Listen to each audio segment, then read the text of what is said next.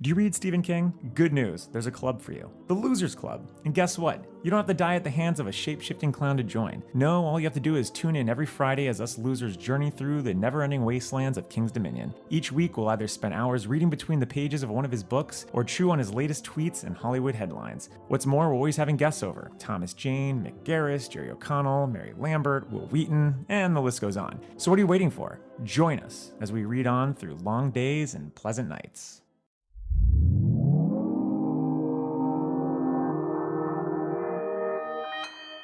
Consequence Podcast Network.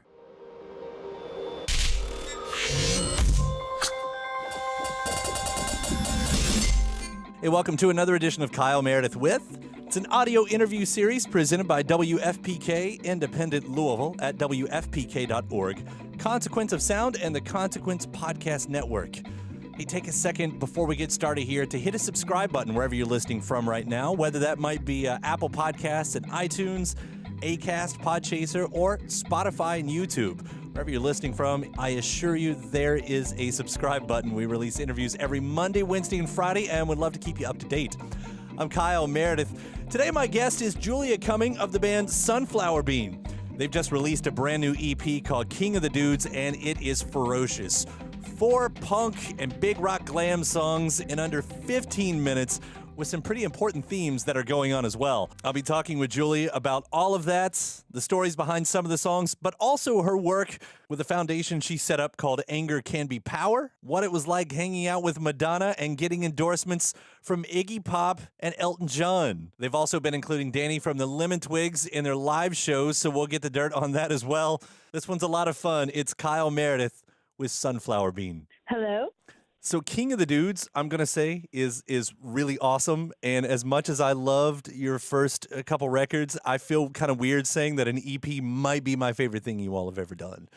Thank you. That's great news. That is, I don't mind that at all because, as long as it's moving upward, that's what we want. Well, let's start there. Let's start with the easy stuff. I mean, these 4 songs, are these, were they part of the 22 and Blue sessions, or are these newly written afterward? No, these were newly written. So all the previous recording we've ever done has been in Greenpoint in Brooklyn in New York, and kind of with a similar team that we really love and trust. But we were driving around the U.S. in June on tour. We played like 130 shows this year and 167 since 22 and Blue got announced.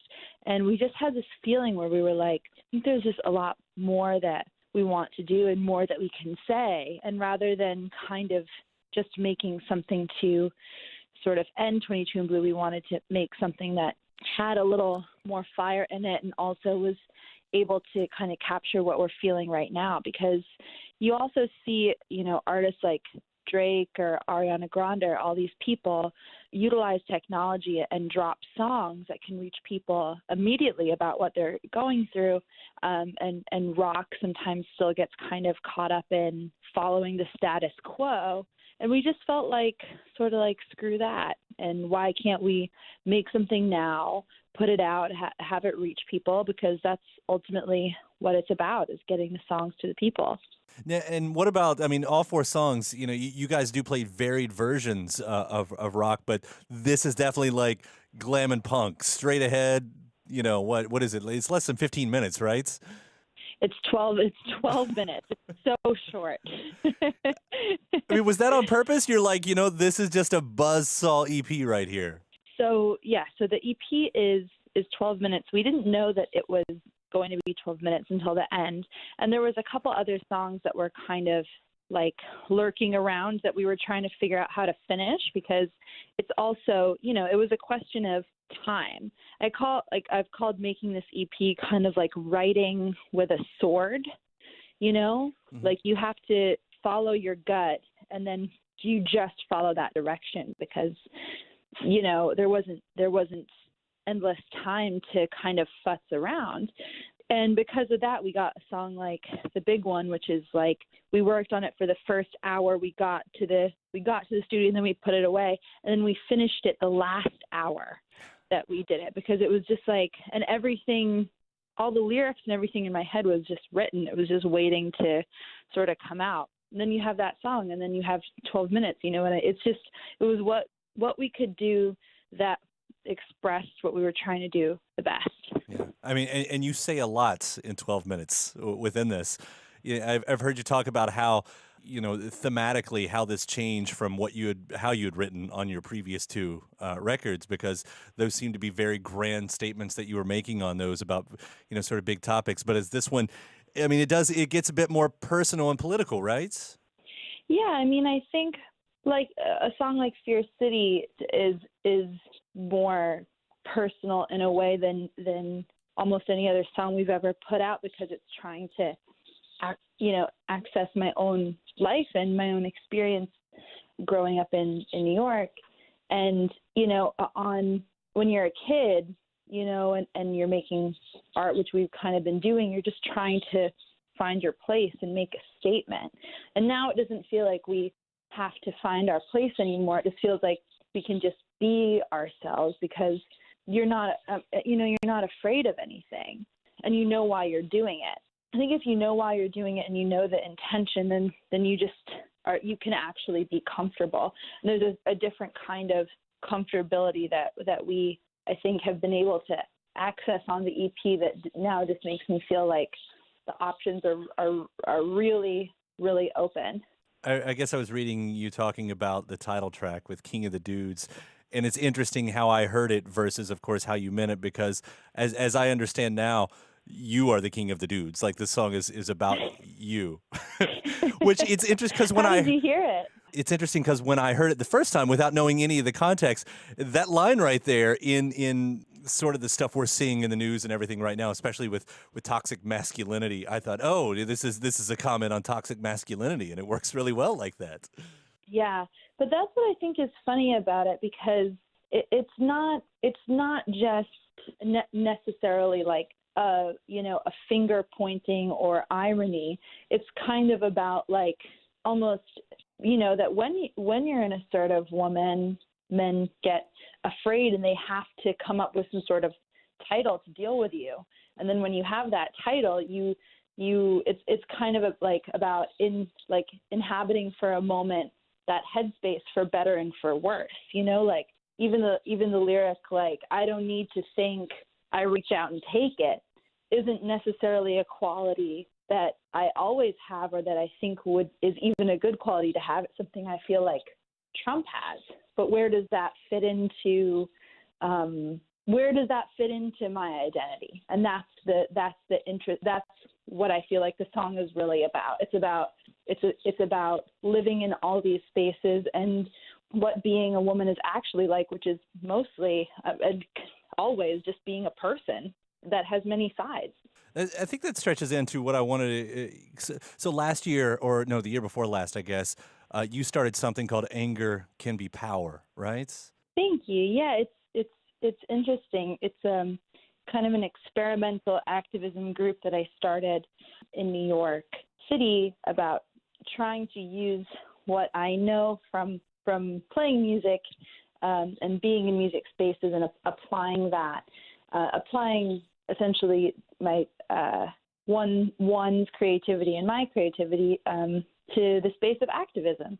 So that takes a lot of different shapes, but mostly what we do is try to curate and create events around the news and what's really pertinent to what people are feeling, and give them a space to meet and connect and hear interesting speakers in interesting places, and try to take activism out of the classroom or out of places that people might feel are inaccessible to them because they're kind of maybe a little scary and they're not used to it, and try to make it something that you can integrate into your life easier. And if it's easier to integrate into your life because it's more stimulating, I think there's a better chance that you can do it in the long term. Because that's what it's really about, is figuring out how to be an activist for your life and taking away that stigma, and not just, a couple times a year. And with all of the, with all the issues that you can focus on with something like that,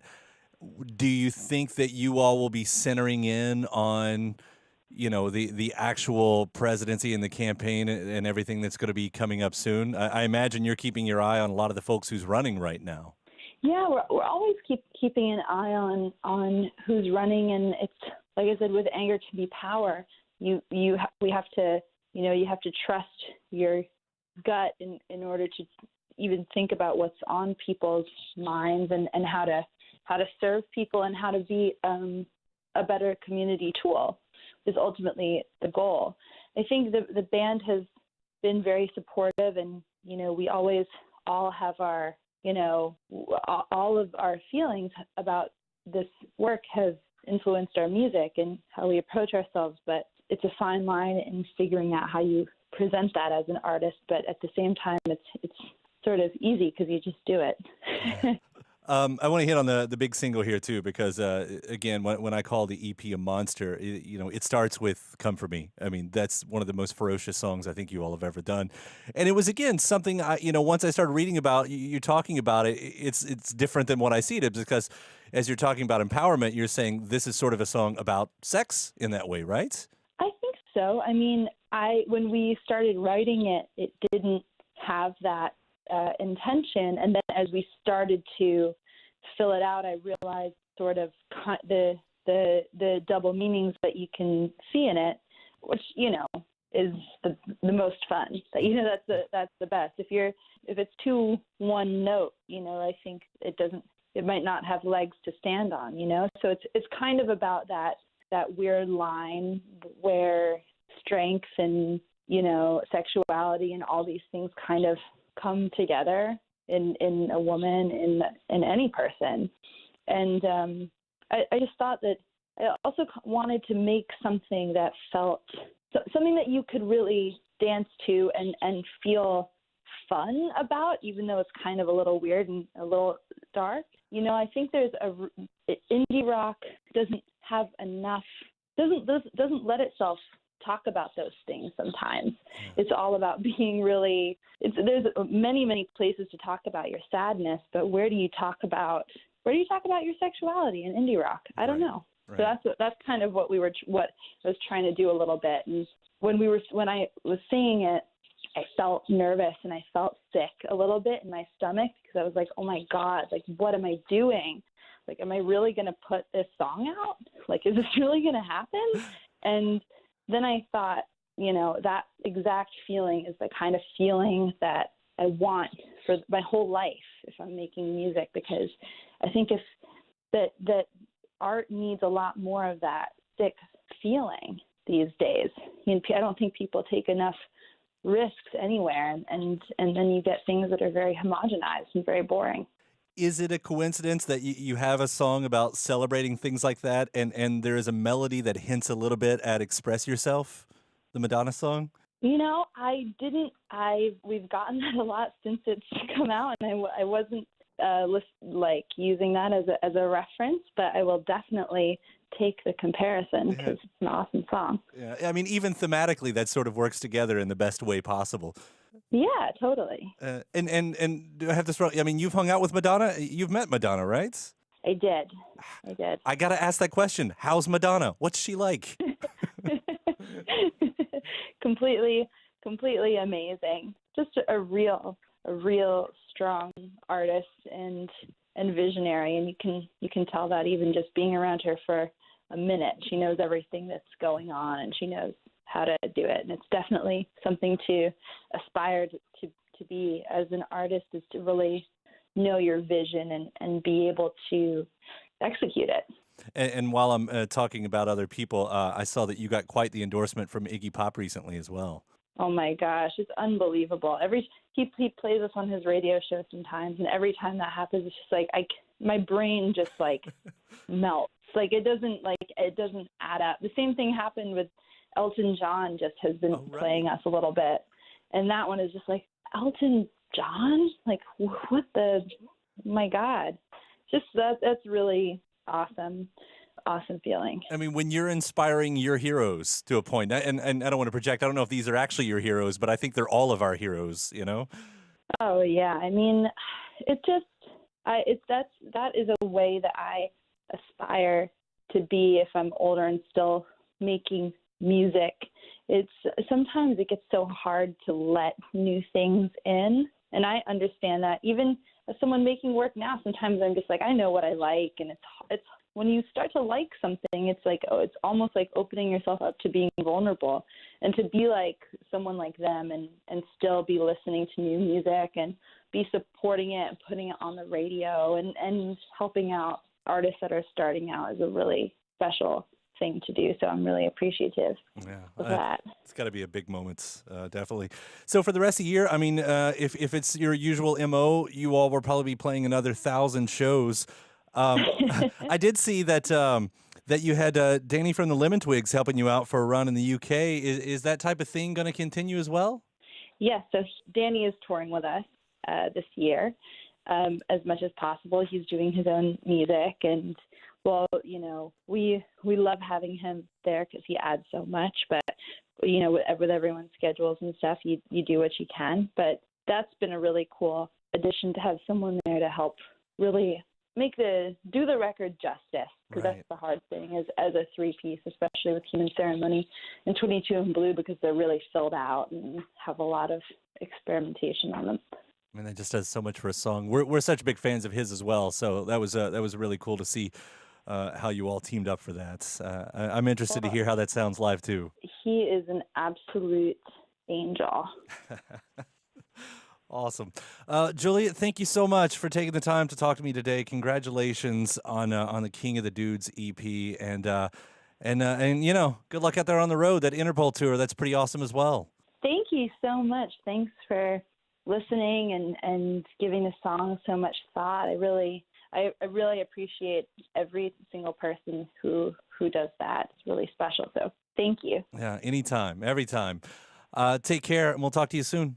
Talk to you soon. Bye. All right, bye. And a big thanks to Julia Cumming of Sunflower Bean. Again, their new EP, King of the Dudes, it's out now. And hey, if you haven't already, please do hit that subscribe button wherever you're listening from right now. Spotify, YouTube, Apple Podcasts, and iTunes. Hit the subscribe button, then head over to WFPK.org. That's a radio station where I do a show every Monday through Thursday from noon to 3 Eastern, where you can also find some bonus episodes of this series over there.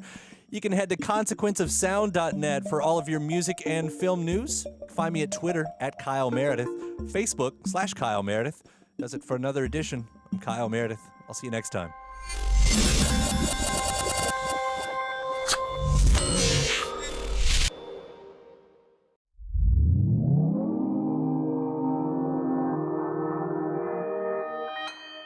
Consequence Podcast Network.